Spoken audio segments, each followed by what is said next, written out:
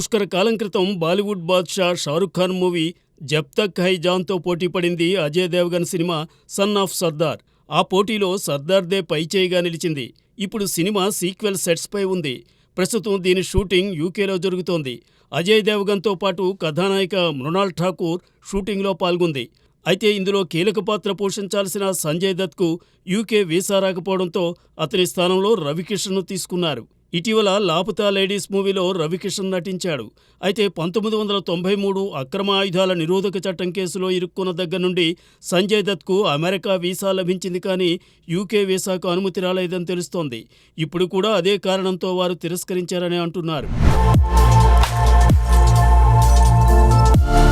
మోహన్ లాల్, జయప్రద, విజయలక్ష్మి, జనార్దనన్, మురళి, వినీత్ కుమార్ కీలక పాత్రలు పోషించిన సినిమా దేవదూతన్. మ్యూజికల్ హారర్ మూవీ 2000లో విడుదలైనప్పుడు పరాజయం పాలైంది. అయితే ఆ తరువాత ఈ సినిమాకు టీవీలో సూపర్ రెస్పాన్స్ వచ్చి మ్యూజికల్ హారర్ క్లాసిక్గా పేరు తెచ్చుకుంది. ₹1 కోటి బడ్జెట్లో అప్పట్లో ఆ సినిమాను సిబి మలయిల్ దర్శకత్వంలో సియాద్ కోకర్స్ ప్రొడ్యూస్ చేశాడు. మళ్లీ ఇంతకాలానికి దీనిని సియాద్ కూతురు దర్శకుడు సిబితో రీ-ఎడిటింగ్ చేయించి జూలై 26న విడుదల చేసింది.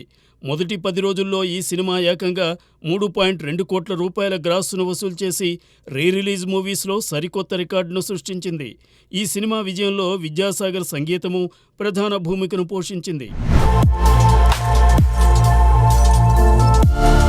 బాలీవుడ్ అందాల భామ శ్రద్ధా కపూర్ తన బాయ్ ఫ్రెండ్ రాహుల్ మోడీకి బ్రేకప్ చెబుతోందా అంటే అవుననే సమాధానం వస్తోంది.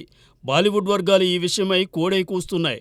కారణమేమిటంటే ఆమె తన సోషల్ మీడియా అకౌంట్లో రాహుల్ మోడీనే కాకుండా అతని పెంపుడు కుక్క అకౌంట్ను కూడా అన్ఫాలో చేసిందట. కుక్కకు సోషల్ మీడియా అకౌంట్ ఉండడం ఏమిటని ఆశ్చర్యపోకండి.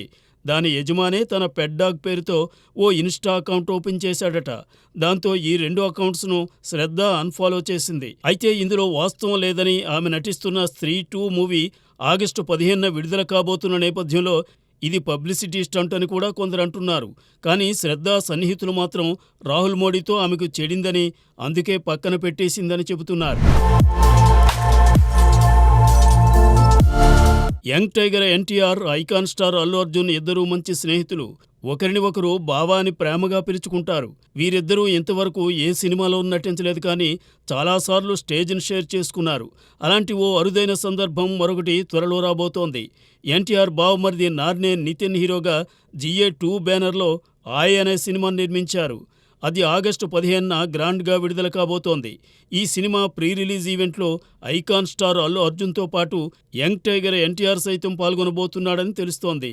అదే జరిగితే ఇద్దరు హీరోల ఫ్యాన్స్కు ఐఫీస్టే.